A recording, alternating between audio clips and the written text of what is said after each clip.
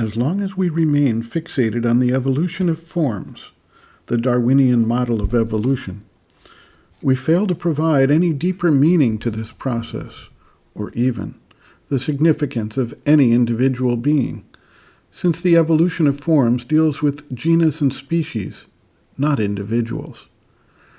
Even if we suppose the development and mutation of forms that takes place, the increased capacities that have appeared over time are related to the type and not the individual example. We do not thereby have any identifiable purpose for all of this machinery of forms to develop and evolve.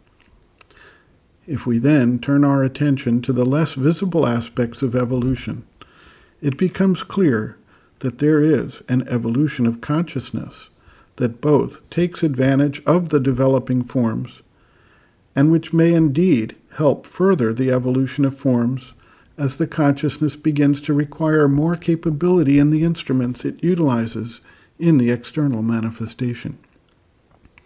Sri Aurobindo describes the relationship between the outer evolution of forms and the inner evolution of consciousness.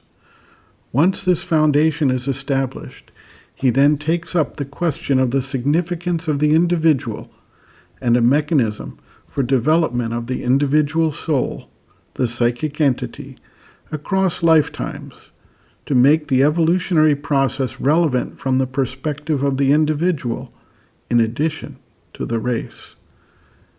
Sri Aurobindo observes in the Life Divine, quote, "This terrestrial evolutionary working of nature from matter to mind and beyond it has a double process. There is an outward visible process of physical evolution with birth as its machinery. For each evolved form of body housing its own evolved power of consciousness is maintained and kept in continuity by heredity. There is, at the same time, an invisible process of soul evolution with rebirth into ascending grades of form and consciousness as its machinery. The first by itself would mean only a cosmic evolution, for the individual would be a quickly perishing instrument, and the race, a more abiding collective formulation, would be the real step in the progressive manifestation of the cosmic inhabitant, the universal spirit.